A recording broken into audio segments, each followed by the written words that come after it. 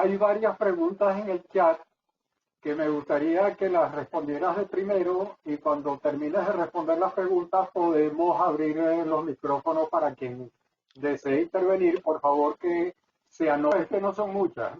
Víctor García pregunta, ¿cuál fue la respuesta del Departamento de Comercio americano a su presentación? Se la presentó al secretario Wilbur Ross. Mira, yo se la presenté a un grupo y obviamente fui con un grupo lobista. Allá nadie llega, yo, nacido en Machique, a hablar con Wilbur Ross. Pero fuimos y se le hizo una presentación a un grupo designado por Mr. Wilbur Ross. Y esta gente, después hubo otro grupo del USAID. La conclusión es, eso es lo que nosotros estamos esperando. El señor secretario mencionó en julio que estuvo en un foro en Sao Paulo y allí dijo que estaba muy preocupado y muy sorprendido que los venezolanos todavía estábamos soñando en algo que para los Estados Unidos era incomprensible, que era que estábamos solamente tocando la puerta y pidiendo la ayuda para conseguir un aporte financiero del gobierno, con el respaldo del gobierno americano, con los multilaterales, de 150 mil millones de dólares para ellos poder recuperar su empresa estatal.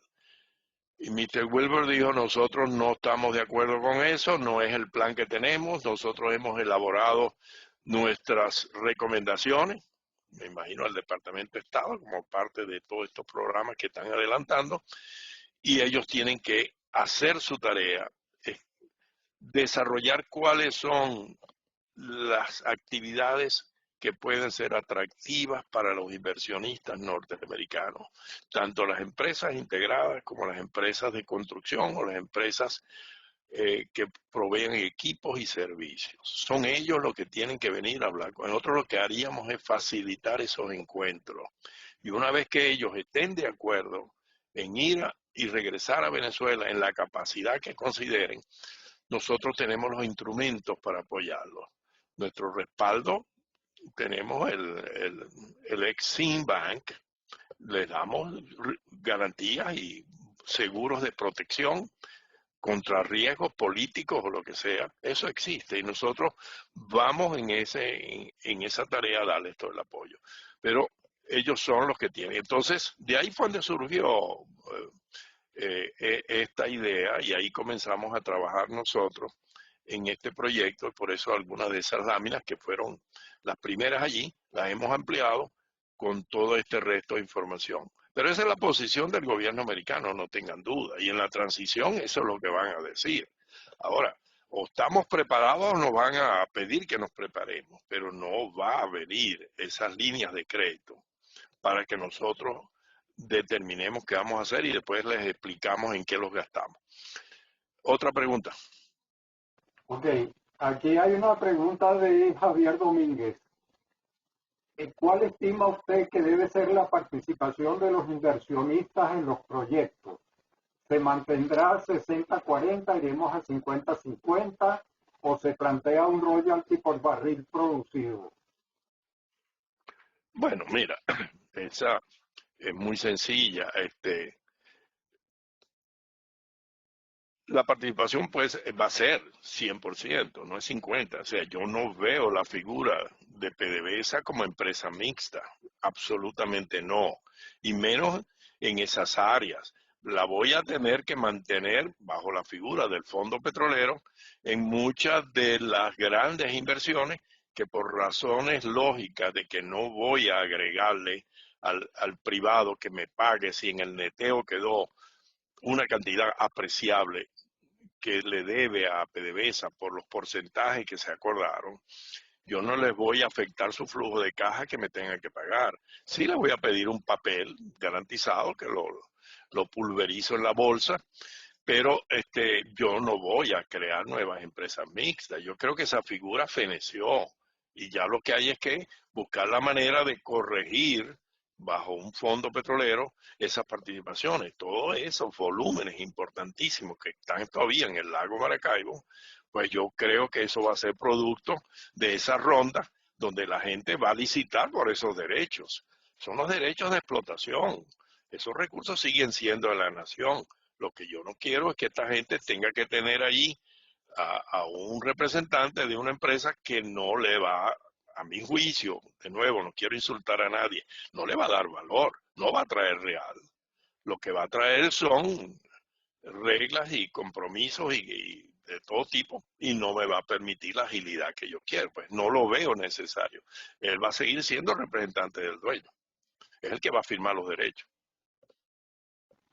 Antonio Parra, ¿tienen estrategias relativamente detalladas en cuanto a la intervención, reparación, estimulación de pozos? Mira, yo no quise en esta presentación, Antonio Parra a lo mejor sabe que yo conozco de eso, no es lo que he hecho últimamente, pero yo no quería a este nivel, en este primer encuentro, y no creo que es necesario tampoco más adelante, todo eso que él llama, todas esas estrategias. Nosotros, si ustedes lo han visto, comparado con otras plataformas o otros programas, yo no he mostrado aquí cuánto se va a producir el primero, el segundo, el tercer año, ni los fondos, ni nada de estas cosas, no, porque yo no voy a ser el SAR que va a decir qué es lo que va a producir cada quien. No, eso va a ser producto de que cada unidad privada va a determinar cómo va a invertir su dinero y en qué forma va a desarrollar los recursos que le van a asignar. Yo creo que mi enfoque ahorita es qué es lo que debemos hacer, más que los detalles de cómo se va a hacer. Yo estoy seguro que al que le den un campito en el área convencional de Anaco, ese va a saber exactamente qué es lo que va a tener que hacer para poner todos esos pozos en operación y cómo lo va a terminar y dónde vas a excluir el gas y dónde va a tratar de maximizar la producción de los livianos. Entonces, no, eso a estas alturas no. Ahorita estamos en una cuestión más conceptual, más de tomar las decisiones políticas, legales y corporativas que se requieren. Y ahí es donde estamos trancados. Jorge Rodríguez, ¿cuál es su opinión por proyectos como Oriemulsión? Bueno, mira, Jorge Rodríguez, hay tantos Jorge Rodríguez que espero que no sea el hermano de Delcy, ¿no? Oye, eh, la Orimulsión, yo sé que nacieron muchos padres, pero yo me considero uno de ellos en el año 77 con Eli Schwartz de la Shell Maravén. Este, yo la tengo muy cercana en mi pensamiento. Fue un esfuerzo inmenso de los venezolanos el desarrollo tecnológico más importante que hemos hecho después de la malaria y de todo lo que hizo COVID en la lepra. Entonces, yo sí quisiera y creo que hay oportunidades de, en esas múltiples facetas de la faja del Orinoco, todavía darle una oportunidad a la orimulsión, que ya se había demostrado su comercialidad. Habían algunos temas ambientales que también tenían soluciones convencionales con los scrubbers y toda esta serie de cosas, pero que requiere dinero. Yo sí creo que en algunos casos donde tengamos generación térmica, valdría la pena ensayar y probar de nuevo en Venezuela para buscar una manera de monetizar esos inmensos recursos de la faja por un proceso ya demostrado y comercial. Yo voy a dejar que más bien que los eléctricos lo digan, pero ellos creo que con los combustibles que tiene Venezuela, específicamente el gas natural y sobre todo la hidro o en la complementariedad térmica, es posible que ellos tengan su matriz de cómo van a resolver el problema de la electricidad y yo lo refiero a la próxima semana. Juan, Juan Raúl Gómez, ¿está creado el equipo legal técnico petrolero para realizar leyes que permitan actualizar la ley orgánica de hidrocarburos del 43? Sí y no. El que está no quiere saber nada de eso. Lo último que ha dicho ese equipo, bueno, él dice legal técnico petrolero, yo hablo más del equipo legal, Yo creo que los petroleros, tanto en este foro de Florida y en muchos otros, hemos expresado nuestras opiniones, pero quienes realmente ya, a mi juicio, han tomado una decisión de no cambiar la ley de hidrocarburos que hizo el chavismo, es el equipo legal que pertenece a la democracia, al grupo de la Asamblea Nacional. Ellos han tenido más que tiempo, ya van un poco más de un año, en el cual pudieron haber hecho algo mucho más profundo, pero se han quedado, la última versión es hacerle un retoque a 8 artículos. Esos 8 artículos no resuelven el conundrum, el problema central de que el privado hoy día legalmente con esas leyes chavistas no tiene derechos absolutamente de entrarle a esos recursos de hidrocarburos y menos va a poder adquirir financiamiento si la parte legal no está en orden. Pero como ellos son de la opinión ya preconcebida de que es el Estado el que va a operar bajo el dilema o trilema de o dueño, operador y regulador, pues eso no se ha movido. Y ya yo creo que, como todos sabemos, el desarrollo de los acontecimientos políticos con estos que vimos la semana pasada en el país, no creo que vale la pena ya seguir insistiendo en estas cosas. Esto se va a resolver definitivamente no de la mejor manera, porque la transición todo el mundo va a estar, no, yo viví la de Pérez Jiménez, yo era un muchacho, pero esta no se le parece absolutamente, ni la de la firma del acuerdo de Coche, cuando la guerra federal, nada, nada, esta es una cosa, pero increíblemente compleja. Entonces, ¿qué va a pasar?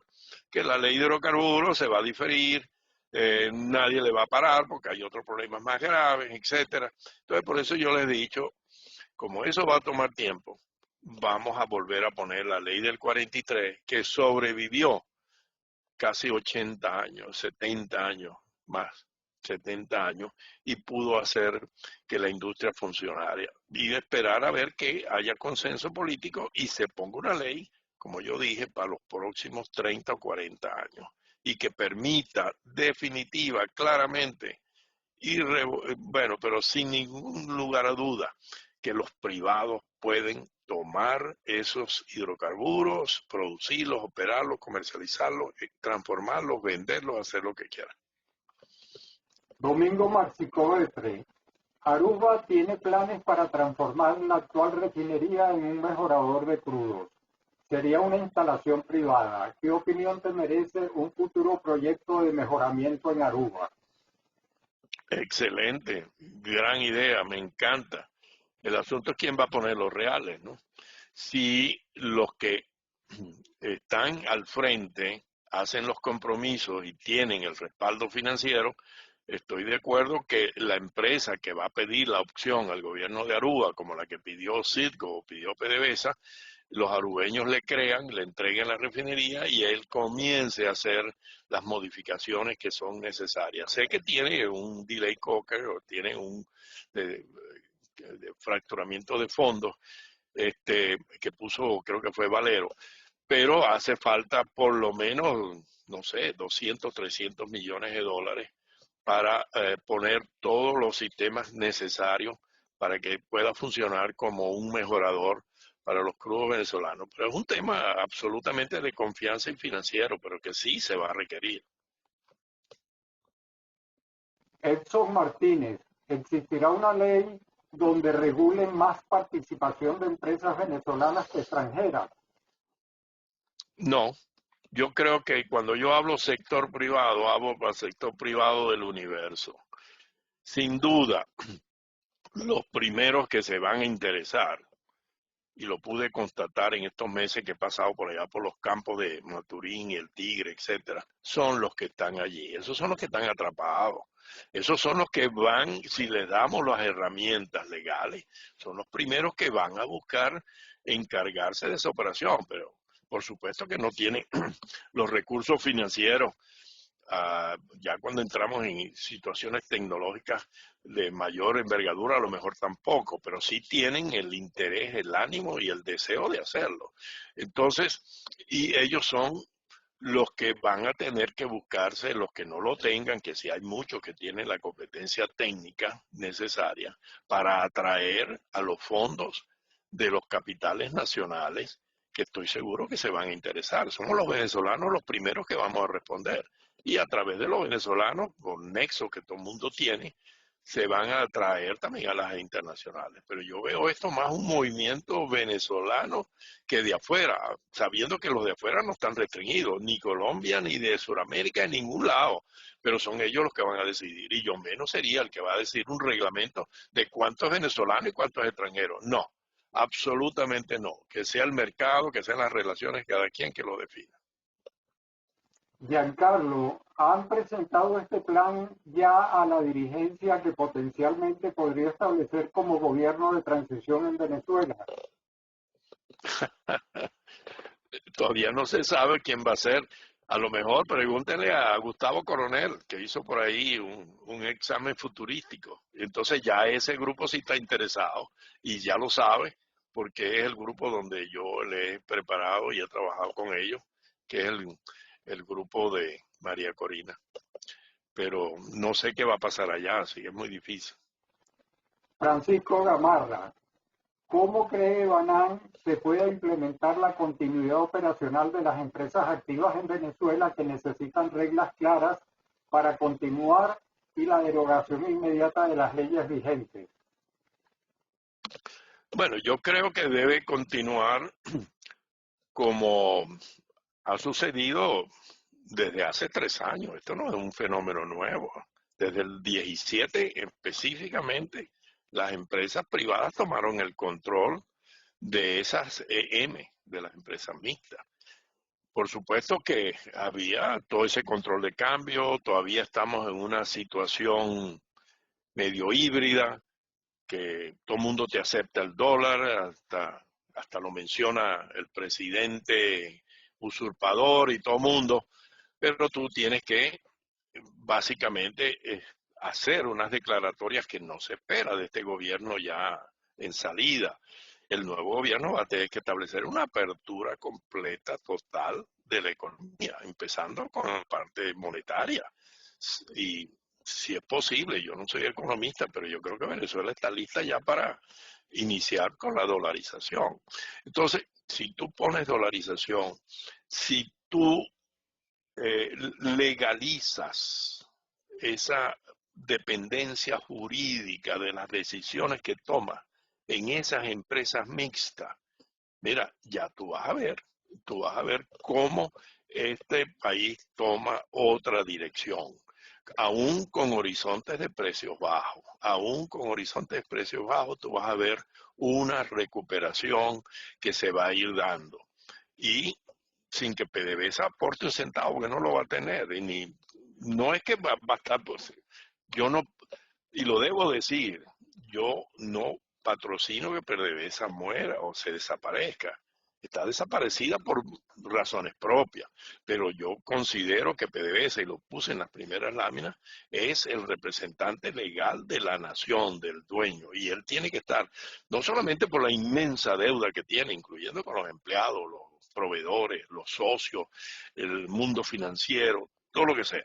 Y ese no se puede escapar sencillamente suicidándose. Entonces, sino que como representante del dueño, yo considero que es más fácil flexibilizar todo eso que tiene que hacer el dueño vía una organización de un tamaño inmensamente mucho menor en PDVSA que en el ministerio. El ministerio no tiene posibilidad alguna. No lo tuve en los 90 cuando yo estaba allá, porque tú no puedes darle a la gente 3 centavos al mes. Sencillamente no es posible, porque tienes que reformar toda la administración pública. Entonces, ten ese brazo mucho mejor equipado, legal, financiero, de algún representando al dueño en PDVSA. Entonces, bajo esa figura, yo estoy seguro que el gobierno de transición va hacer los anuncios y va a aplicar las medidas para que el país sea otro, absolutamente liberándose de todas esas marras y esos decretos y todo ese sistema chavista. Y es el que estoy pidiendo, que es una de las primeras medidas en el campo de los hidrocarburos. Anulada todas las decisiones. Habrá algunos que me dicen, ojo, la modificación de la Constitución no puede entrar ahí. Mira qué es la Constitución. No sé, no me puedo pronunciar ahí, pero hay formas de darle la vuelta. Darle la vuelta porque yo puedo hacer las asociaciones que dije de privados en el Oriente, aún con ese artículo 12 de la Constitución que tiene puyado totalmente, que no le da derechos absolutamente a nadie sobre los hidrocarburos, sino después que tú los pagas. Cosas locas como esa. Bueno, pero tendremos que hacerlo de alguna forma si vamos a llamar a licitaciones internacionales para el bloque sur del lago o los bloques que todavía tienen cantidad inmensa de por lo menos 20, 30 mil millones de barriles livianos y medianos en el lago Maracaibo y para las áreas de costa afuera. Ese es un reto que tenemos. Ok. Ramón Campos, ¿piensa usted que debe hacerse una depuración del Registro Nacional de Contratistas debido a la gran cantidad de empresas de maletín o fantasmas que han participado y siguen participando a dedo en la industria petrolera? Hacer auditorías a todas las empresas nacionales. Yo creo que ese registro, igual que el registro electoral de Tibisay, deben ir a la misma pila de fuego allá en el, ¿cómo se llama? En la Avenida Bolívar, donde se hacían las concentraciones. Tenemos que empezar absolutamente, primero porque PDVSA no va a contratar a nadie, no va a contratar a nadie más ahora en el tema petrolero. Todo eso tiene que hacerse absolutamente de una manera diferente. Las cámaras de petróleo, las nacionales, las extranjeras, ayudarán a hacer un registro especial para aquellos que va a requerir las bolsas de Caracas para poder financiar a alguien, ¿no? Saber si el que tú estás llamando en ese, el ente regulador va a necesitar esa información. Y ellos van a tener que empezar a ver a quiénes van a clasificar para poderlos invitar a esa ronda. Pero yo no confiaría absolutamente en ninguno de esos registros del sistema chavista, para nada. Jonathan, ¿cuáles considera usted que serían las prioridades y planes de acción en el sector petrolero de Venezuela en el caso de que el precio del barril se mantenga alrededor de $25 por los próximos 5 años? Bueno, yo creo que lo mencioné. En el caso de la faja, yo creo que estos señores, con esa liberalización que han tenido de los efectos perniciosos del socio, que ya es un hecho, ya no me toca sino decir que eso se debe mejorar para hacer la legalización de algo que es de hecho, pero en la zona convencional del Oriente, yo veo que fácilmente esta gente puede trabajar si le damos los instrumentos que están faltando. Esos instrumentos, y los he mencionado muchísimas veces, yo no los veo en la ley de hidrocarburos. Habrán algunos juriconsultos que dicen que sí se podrían hacer, pero si nosotros le damos los instrumentos a los grupos nacionales, y esta pregunta, esta misma que me acaban de hacer, yo la he hecho en esas concentraciones. Todo el mundo dice, bueno, estamos listos, aquí tenemos agrupaciones en el Tigre, en Cantabria, en el Maturín. La gente está hambrienta para que le des las oportunidades. Claro, eso es una cosa, y la otra es que el que va a poner los reales, que es la Bolsa de Caracas o la Bolsa de Bogotá, o inversionistas nacionales, sepan que estos van a tener los derechos y que nadie se los va a cuestionar. Y ahí es donde básicamente estamos trancados. Estamos trancados porque la ley no es explícita en ese sentido. Hasta ahorita la ley es chavista, le dio absolutamente todas las atribuciones a la empresa estatal. A la empresa estatal, donde es el único operador y es el que tiene eso, y como dice Alex Guerrero, que creo que está por ahí, lo consideró ingreso público, hasta eso, de manera que nadie puede tocar eso si no es el Estado. Entonces, Eso, habrá muchos abogados que van a estar felices porque van a cobrar interpretando y eso va a ser solamente demora y gasto. Si nosotros no hacemos evidente y claro que cualquier agrupación que seleccione el regulador con base a credenciales, etcétera, y que tiene los recursos y sabe quién es y con base a las preguntas que en otros foros sabe el origen de ese dinero, pues eso no van a estar en la lista. Todo esto se va a hacer por subasta o por concurso, por licitaciones, y allí esos requisitos son fundamentales. Ok. Francisco Quijada, ¿quiénes están por parte del equipo legal? Bueno,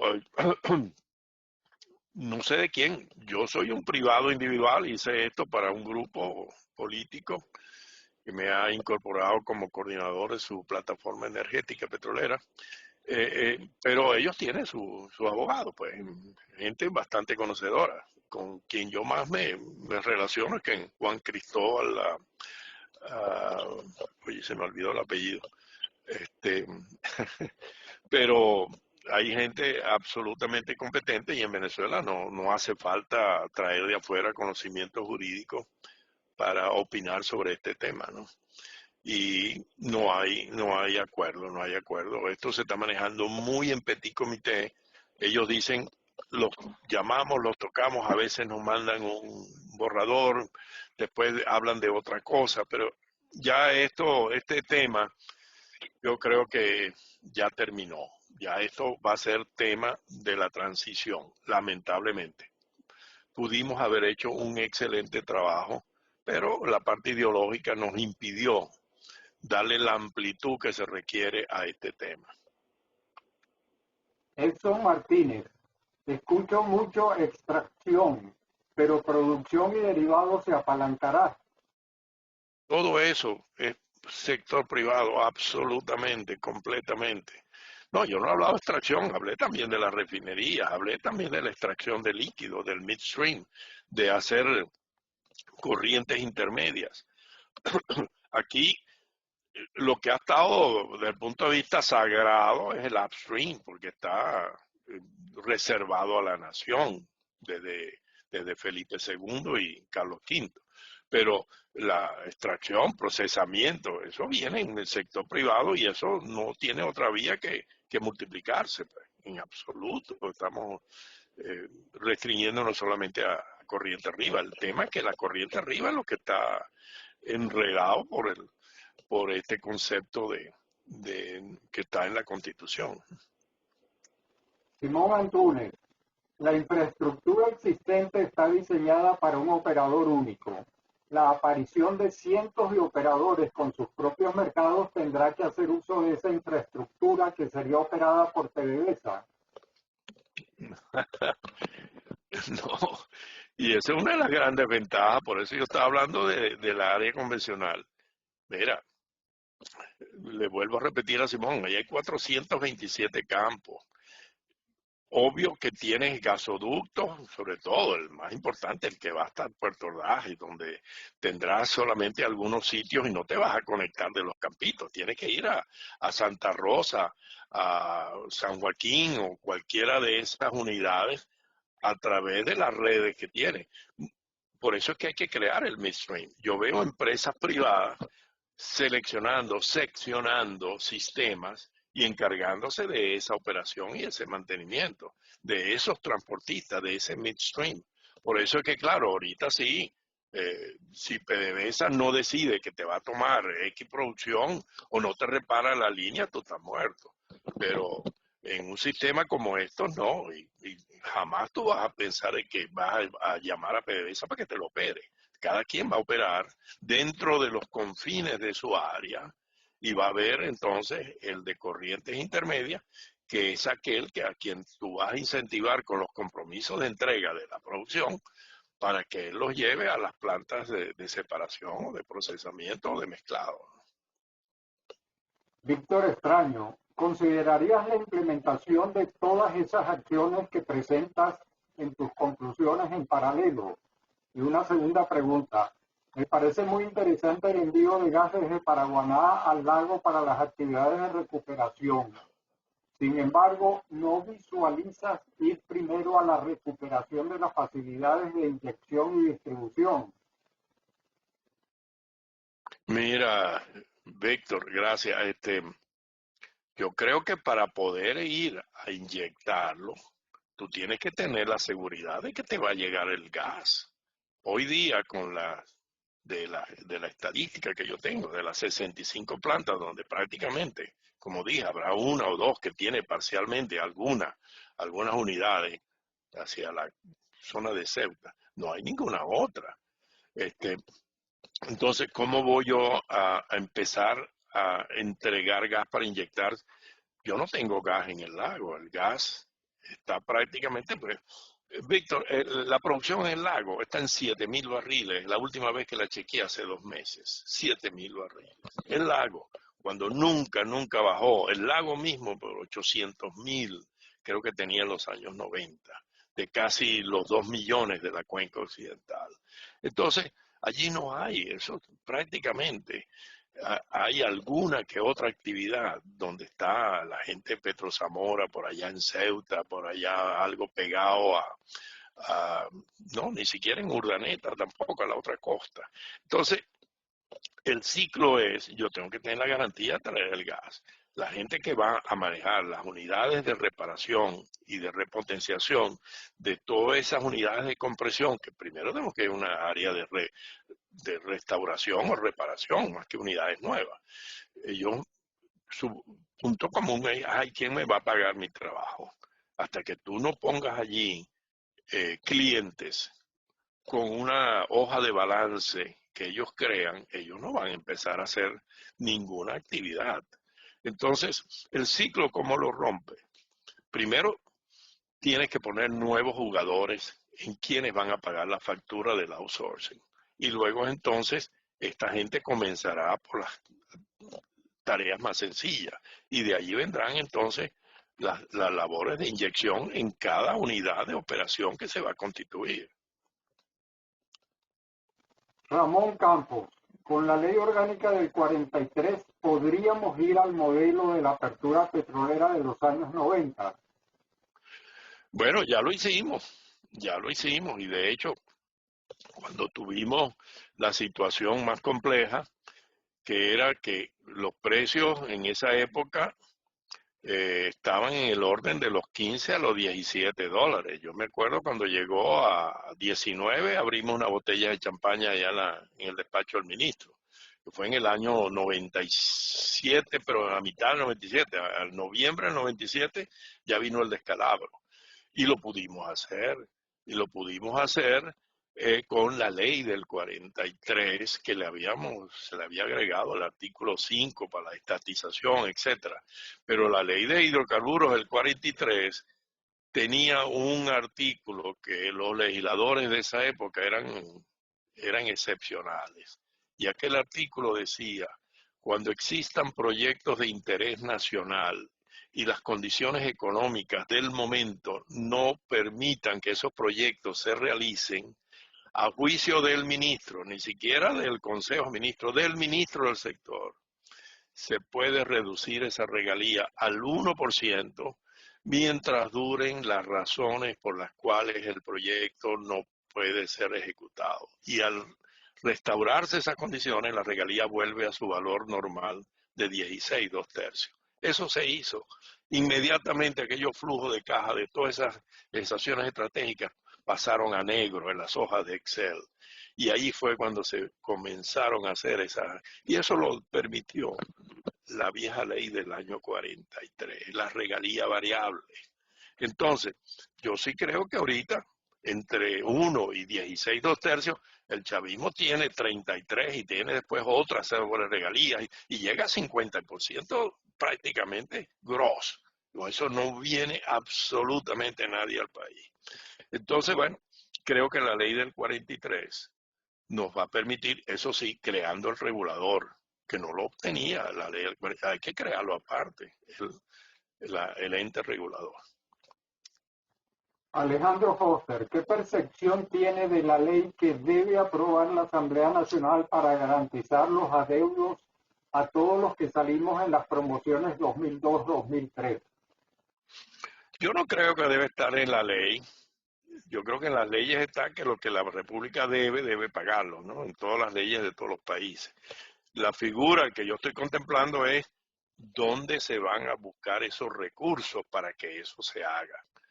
¿Cómo se va a hacer? Bueno, el que yo llamo el Fondo Petrolero. PDVSA tiene y la Nación una cantidad importante que yo espero que en el neteo sea todavía mucho más importante de recursos que las multinacionales obviamente estarían interesadas en tomar esos porcentajes y estoy proponiendo inclusive que sea un proceso de downsizing gradual. ¿Por qué? Porque yo les voy a exigir y les voy a poner un algoritmo de que en la medida que me empleen más venezolanos de toda esa masa que todavía está en el país y en PDVSA, en la medida que me inviertan más dinero en la expansión de esos proyectos, yo hago unos descuentos en esa deuda. Entonces, yo quisiera ponerles un incentivo, les doy hasta 5 años, pero eso sí, si me dan un papel de ustedes, yo lo lanzo a la bolsa y puedo obtener el dinero para poder honrar los compromisos de los petroleros, los no petroleros y toda la clase desvalida, más darle dinero a la gente para que puedan pagar el ajuste de los precios de los servicios públicos. Si no, no va a haber buenos servicios de nuevo.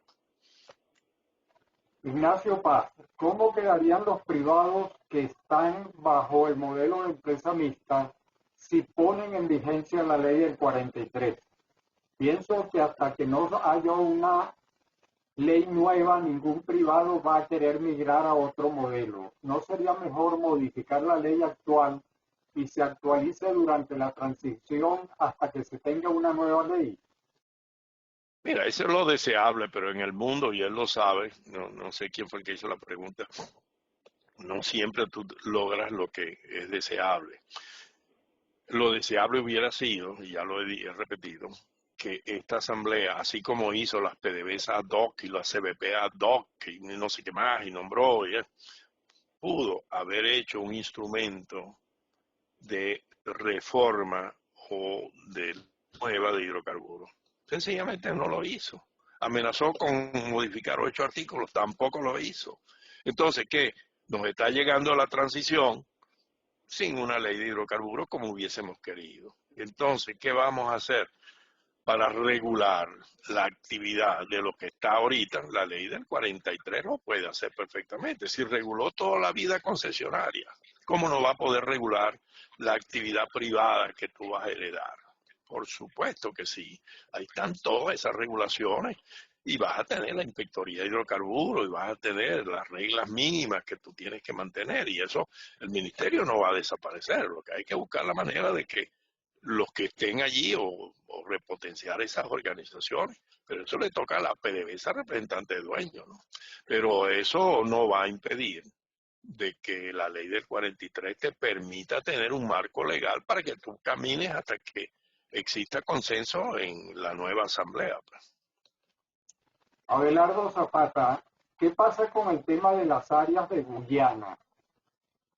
¿Las áreas qué?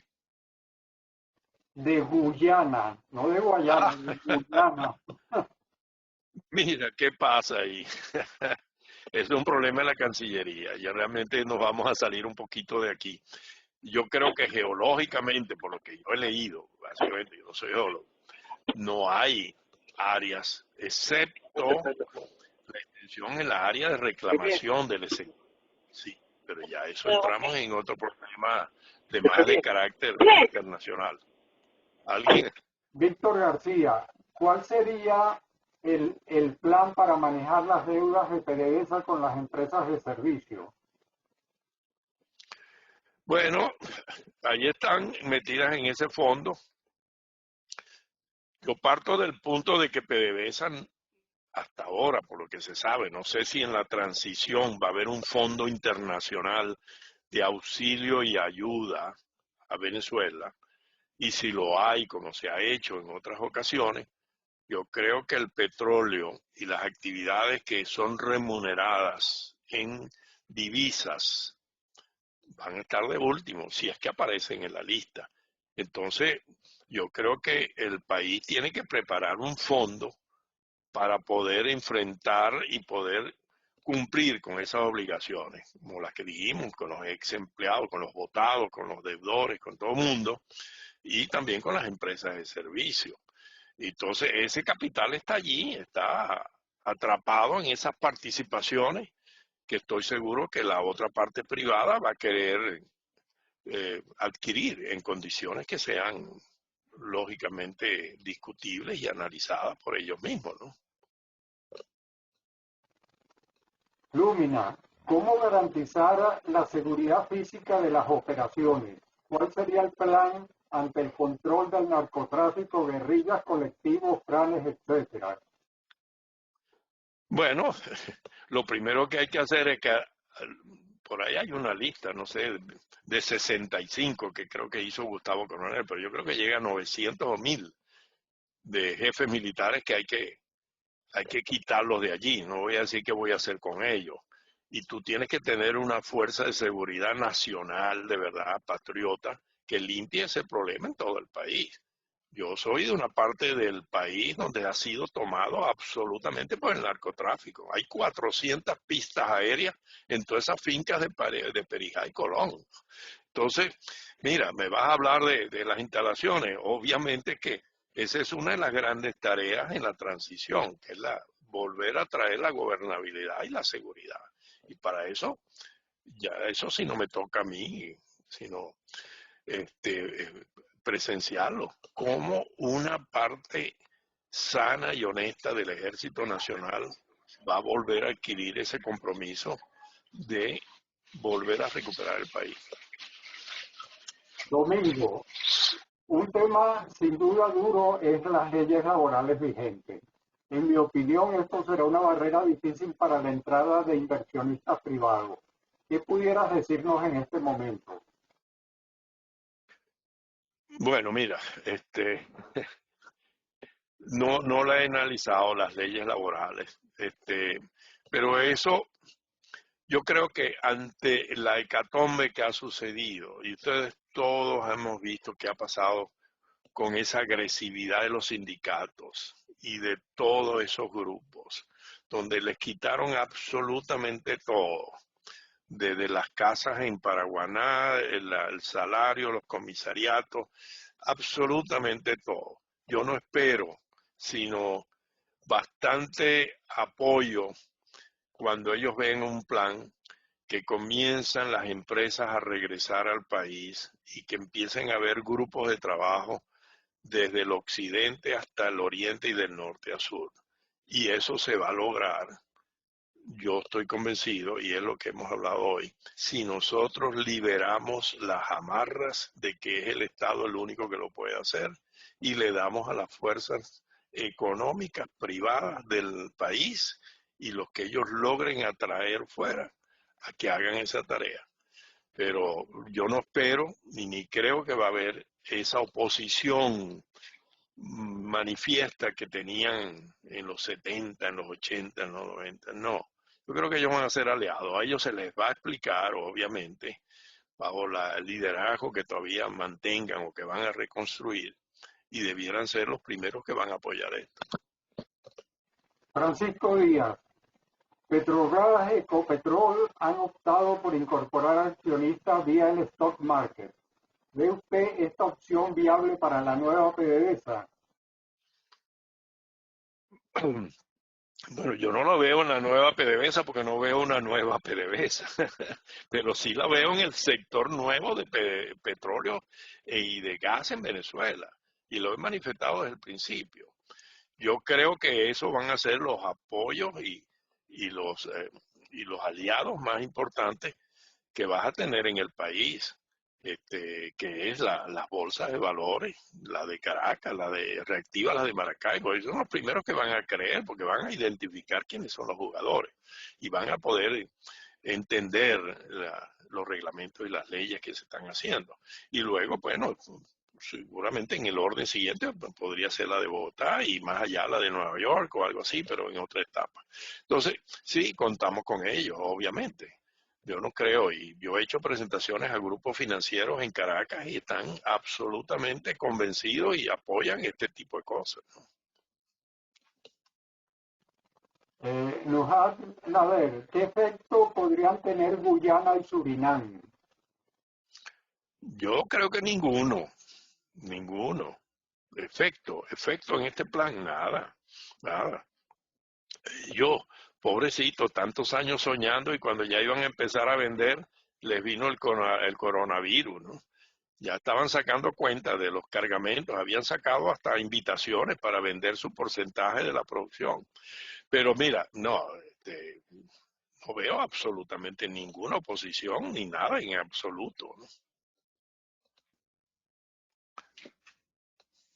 Armando Carrillo, ¿qué rol ves para la Fuerza Armada y colaboración de Colombia para ejecutar parte de este plan, ya que para producir las áreas fronterizas, Apures, Barinas, Sur del Lago, etcétera, se necesita limpiar esas zonas de la guerrilla y el narcotráfico? Bueno, como yo dije antes, a nuestro ejército glorioso que vuelva a recuperar ese nombre, le va a tocar una tarea inmensa en toda la zona fronteriza. El estado Zulia, desde la zona de Perijá, donde están estas 400 pistas, donde ya el idioma en muchos pueblitos es mexicano, del grupo de Sinaloa, Apure, ni se diga, y toda esa zona. Esa es una labor cíclope gigantesca que le toca al ejército. Obviamente que restablecida la democracia va a haber una colaboración importante con el ejército colombiano y el gobierno de Colombia para esa tarea. Ahora, en el área petrolera, yo creo que posiblemente el grupito de campos que quedaban en la zona del Catatumbo, que ahora se llama Bari Petrol, de los indios Bari, Casigua, el Cubo, toda esa cosa, a lo mejor habría que ver si tiene salida al mercado mucho más económica que por el lado del lago Maracaibo. Pero sin duda, en Guafita y La Victoria, en Apure, es posible que la mejor opción sea montarlos en el oleoducto de Caño Limón, ¿no? Más que traerlos a Barinas, que el oleoducto de Barinas al Palito tiene más hueco que la casa presidencial en Bagdad, ¿no? Entonces, realmente ese tipo de cosas yo creo que no va a haber restricciones para analizarla, pues, en una cuestión abierta y de relaciones entre dos países democráticos y decentes, ¿no? Mervin Morón, entre las garantías de contratación que se darán en la reapertura, ¿se está considerando el proceso de libre contratación de personal o seguirá las exigencias laborales actuales? Mira, las leyes laborales, los decretos chavistas que siempre renuevan la congelación laboral, hasta este año con el coronavirus la volvieron a congelar. Todo eso tiene que ser derogado. Eso es una locura de reglamentos y cosas que... Entonces, esto va a ser un mercado absolutamente abierto en el sentido de que las unidades privadas van a determinar a quiénes van a emplear. Por eso es que tenemos que arrancar bajo ese modelo. Igual que hoy, las empresas privadas, bueno, no hoy, porque todo está perturbado por el chavismo. Nadie le va a decir al Grupo Polar ni al Grupo X, Y, Z a quiénes va a emplear. Ellos tienen sus propias organizaciones internas de sus empleados y sus obreros y saben cómo manejar ese tema. Esto va a ser exactamente igual. Es una actividad absolutamente privada. Ya olvidémonos de esos compromisos que tenía que tener PDVSA por ser la empresa del Estado, ¿no? Entonces, eso es lo que está haciendo falta en Venezuela y que existe en todas otras partes del mundo. Felipe Suárez, ¿cuán realista es el compromiso a la apertura por parte del Estado en garantizar cambios en la seguridad jurídica? Oye, no lo entendí completo, Eduardo. Que cuán realista es el compromiso a la apertura por parte del Estado para garantizar Bueno, cambios, entiendo, en la seguridad jurídica. bueno, esa es la pregunta que todos nos hacemos. No habiendo hecho nuestra tarea cuando debimos hacerla, ahora, por razones externas, que no es necesario entrar aquí, todos las conocemos, muy pronto, cada quien se pone su horizonte, vamos a estar confrontados con ese tema. Entonces, ¿qué vamos a hacer los venezolanos? ¿Qué vamos a hacer? Por eso es que yo manifestaba, si esas zonas que son de inmediata recuperación, porque hay tantos campos de distintos tamaños y tienen casi todas las instalaciones, habría mucho canibalismo y todas esas cosas, pero son de fácil, esa producción diferida, volverla a poner a disponibilidad. Si les damos los instrumentos, yo creo que eso va a llegar. Y cuando eso comienza, eso no lo detiene absolutamente nadie. Y ese fenómeno se va a propagar por toda la República. Y todavía todos esos síndromes y reglamentos, yo creo que el nivel, no sé si volverlo a poner, del año 1865 de ingreso después de la Guerra Federal, no tiene comparación absoluto. Eso es, a mi juicio, lo que va a dominar el resto, la necesidad urgente de que tú pongas a un lado lo que es secundario, lo que no es importante, y abrirle espacio a todo aquel que quiera trabajar y quiera producir. Ramón Campos, la parte privada nacional no tiene capacidad ni calificación para ser operadores. Considero parte de la repartición a dedo que se hizo. Considero que sí podrían intervenir en la parte de servicios. ¿Qué opina Banán? Bueno, mira, yo me río porque, entre muchas cosas, yo fui operador privado en el 92. Aquí lo que ha pasado es que el gobierno, en los últimos años, desesperado como están, especialmente cuando comenzaron de verdad las sanciones, a un proceso muy tardío de privatizar todo. Y ha estado inclusive tratando de inventar y de improvisar con gente, obviamente. Yo recuerdo las primeras 14 compañías hace 3 años que invitaron para operar los campos. Tú veías ahí, excepto habían 2 que sabían de qué estaban hablando. Los demás eran empresas de maletín haciendo guiso. Se sabía el destino de esto. Estos fueron perfectamente engañados cuando muchos empezaron a trabajar. Los barriles que entregaron, los que entregaron, nunca se los pagaron. Y eso se veía que iba a pasar.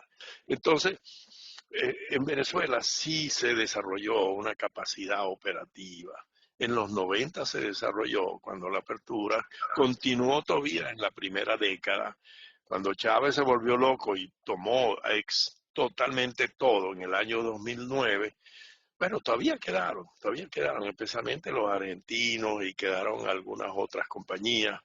eh, y ahí están. Muchos no se han ido porque obviamente están montados sobre algo y están esperando que las cosas cambien. Pero a los venezolanos, por eso hablamos, si le damos los incentivos, yo creo que hay cientos, si no miles de venezolanos que podrían tomar la decisión de regresar. Y muchos tienen su experiencia operativa y su experiencia profesional completamente. Yo no me pondría en ese nivel de pesimismo.